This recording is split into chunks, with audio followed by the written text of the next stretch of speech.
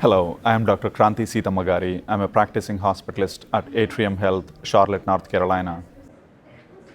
And I'm Marina Fiera. I've been hospitalist since 2002. I'm physician advisor, Six Sigma Black Belt. And currently I founded my consulting company. My expertise is improving quality, cost, and efficiency for hospitals and physician groups. And we're here at HM19 in beautiful National Harbor, Maryland. Today we had a pretty good sessions, including the plenary session this morning, and we had updates in the sepsis, updates in CHF, updates in COPD, perioperative medicine updates, pulmonary critical medicine updates. It was really interesting to know all the new trends from the last 1 year to 2 years. So it's really good, and I'll be interested to know more about the plenary session that we attended this morning. So how did you find that? I found it very interesting. So Dr. Mark Harrison, who is the president and CEO of Intermountain Healthcare, spoke about their experience about shifting from traditional fee-for-service into value-based payment system, and how they have to make some bold choices for the best care for their patients. Can you elaborate more on what exactly he was trying to say? I think he showed a beautiful graph of the percentages. Yeah, I think reality is, I think we as a healthcare industry historically have been focusing on managing illness, right? So we're taking care of the patients when they are very, very sick. And historically, not much have been done sort of upstream. What can we do to prevent them from getting that sick and getting to the hospital? He actually showed interesting graph. And when you look at what determines somebody's health status, 20% is genetics, nothing you can do about that. Yeah, 6% is access, but 37% of their health determined by their behavior. What they eat, what they drink, what they do or not do. But when you look at how much money we spend in US healthcare on that behavioral modification, it's 9%. Wow. So really, 91% is spent on taking care of the sick versus preventing that disease. So 90% of all these trillions of dollars is going for services in the hospital, whereas only 9% is going for prevention in the community to prevent the illness from happening in the first place. Not necessary. When you look at overall healthcare spending, about 1/3 is spent in the hospital. So the rest is still spent on taking care of the sick, right? Whether they visit an emergency rooms, whether they visit in the primary care physicians. Again, we see them when they're sick. So we need to take 3, 4, 5 steps back and identify those patients who are, due to their behaviors, at risk for developing illness, and what can we do effectively to intervene. And they've done some interesting work. I mean, he basically said that they have, several communities, and they did sort of research and development. They had one community that is urban with its problem. They had one community that's actually rural with its problem. And really, they're trying to figure out what can we do to effectively manage that population health. So it's not one size fits for all. Bingo. Exactly. So you have to tailor to the needs of the local community. Bingo. Exactly. And incorporate all the local community leaders and trying to make people more healthy and prevent these people from coming to the hospitals more often. Exactly. But you also need to get support from your governing board, because still 1/3 of your business is going to come under fee-for-service from care you provide to the hospital. Absolutely. So if long-term you make them less sick, you're cannibalizing yourself. Exactly. So you need to step back as an organization and basically agree this is the right thing to do. We may take financial hit short term, and that's okay, but long term we actually will see benefit. Exactly. So you are making patients or people more healthier. Yeah. And you are making them pay less because they are healthy and they stay at home rather than being in the hospital. Absolutely. So it's a win-win situation for them. For patients, but absolutely, I agree with you, because in the end, this is the right thing to do for the patients. But from my experience, that very few healthcare systems actually willing to make that move from fee-for-service, because as tiny as margins are, they're still making some margins Yes. on fee-for-service. And as Dr. Harrison said, somebody says we're going to ride this fee-for-service pony until it's dead. Yes.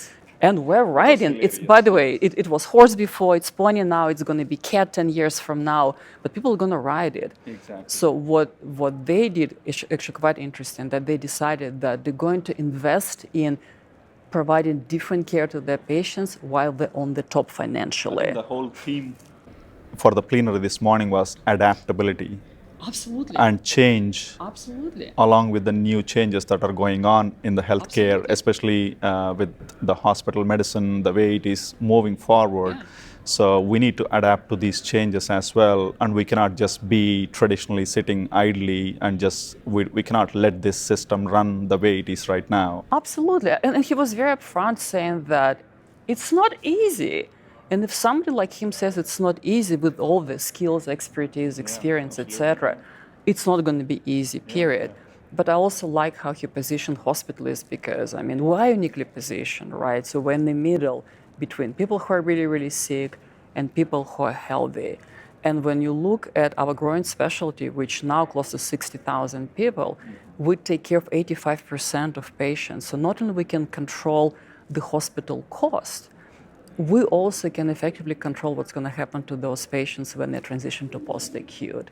So having not just understanding patient goal, and he made it very clear that everything should start with us understanding patient goals. Absolutely. Then having holistic approach to treatment of that patient, but then having sort of transition and place to the next level of care. And this is where hospitalists really can make significant changes in quality of care we provide to our patients and total cost of care. Absolutely. I found it very inspiring. Yeah, all these national leaders, he was part of senior administration in Cleveland Clinic, and he had a vast experience, and other national leaders who spoke this morning in the plenary, they had pretty extensive experience in the healthcare industry, and their ideas are really valuable for us. Absolutely, absolutely. What about you? What were your highlights? So I went to clinical updates. The most interesting one this morning I attended was the sepsis updates, and Dr. Patricia Kritek, she's the professor of medicine, pulmonary critical care division at University of Washington. Husky. Yes. So she gave an extraordinary updates on the sepsis. So the most interesting one I found this morning was from 2018 Surviving Sepsis campaign. Yeah, we all know that the sepsis definition has changed. There is no more CIRS criteria. Now it's all the dysregulation of the organ system. That's the focus on the sepsis definition. And 2018 Surviving Sepsis guidelines have actually recommended 1 hour sepsis bundle. Which included what? That included basically giving your IV fluids, giving your antibiotics within the first hour, and checking your lactates and all these things, blood cultures, pan cultures. But the problem with this 1 hour guideline was many healthcare providers and systems are trying to catch up to this 1 hour timeline, and with this restricted time frame, there are more chances of doing errors and unnecessary managements for these patients. So with these backlash, the Society of Critical Care Medicine this year, actually in January 2019, they released an update to this 1 hour sepsis bundle.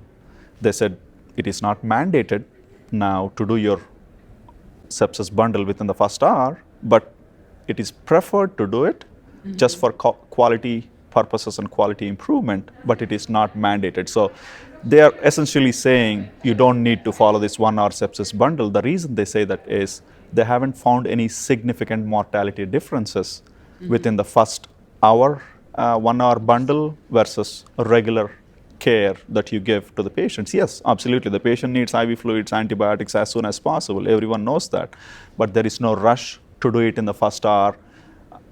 So that's the highlight with this new update.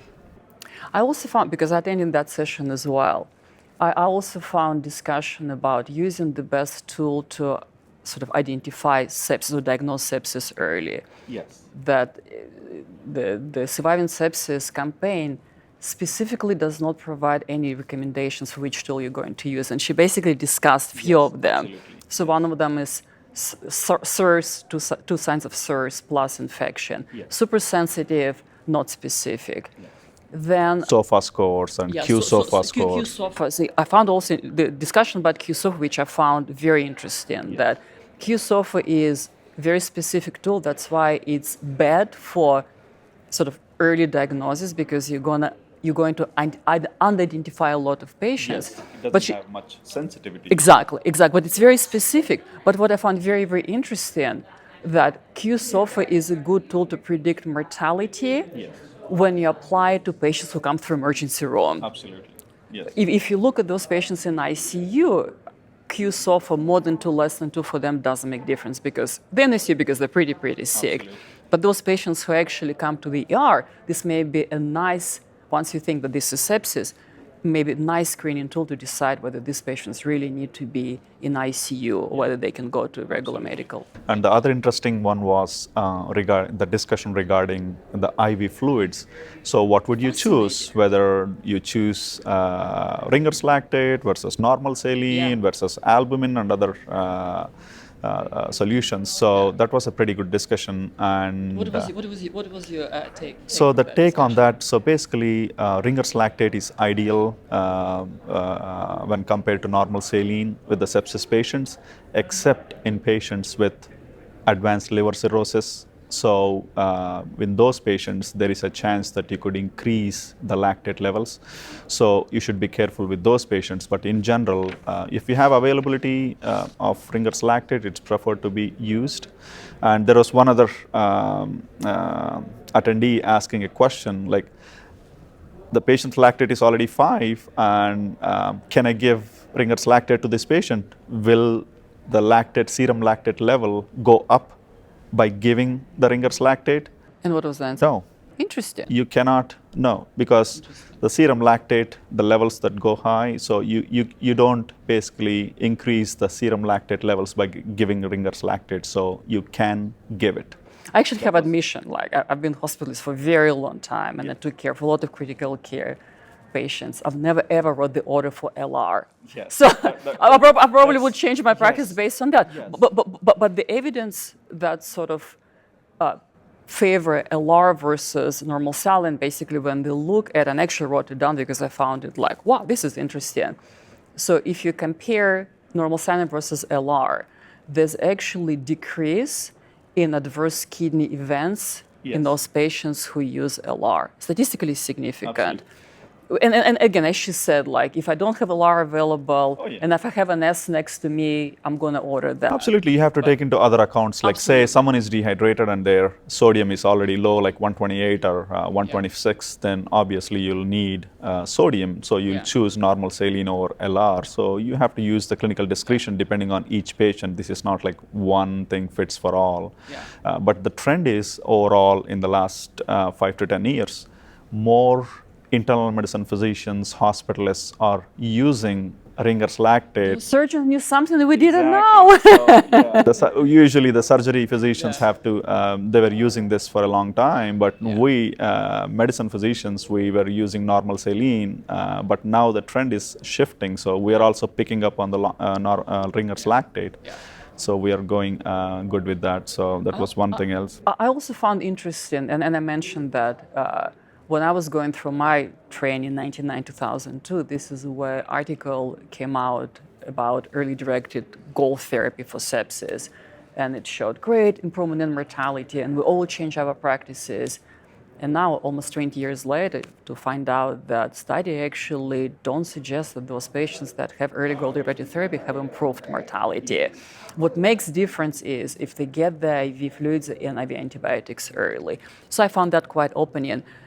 What did you think about evidence for using steroids? Yes, so that was another interesting question that popped up today. So regarding the steroids, the evidence as of now suggests that you can choose hydrocortisone over fludrocortisone, because most of the studies have been done on the hydrocortisone physiological doses.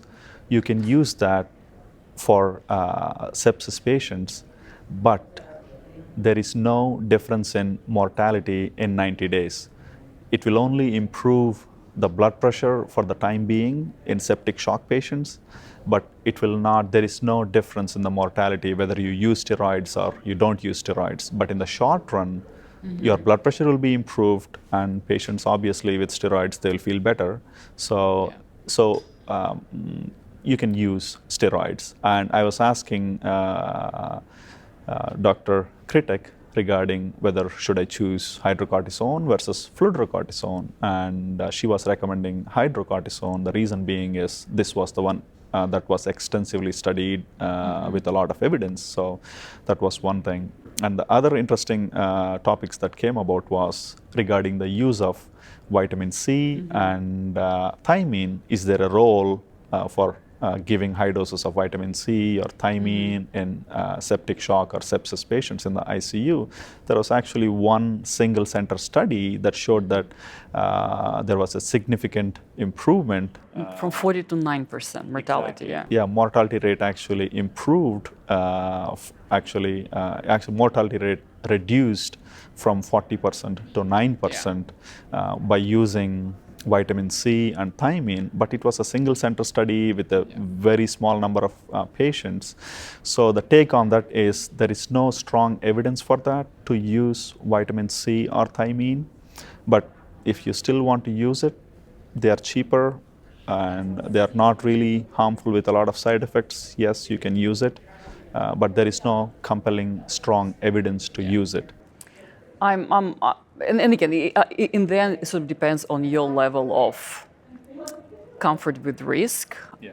I'm the kind of person that, especially if I'm talking about somebody else's life, and understanding that vitamin C and thiamine are probably benign, but for me personally, I would like to see more evidence that there's no harm and some benefit of actually using vitamin C, thiamine before personally I would prescribe. But again, I think it's probably going to be personal preference. But she did say that it's probably not going to hurt, and if it helps, that's great.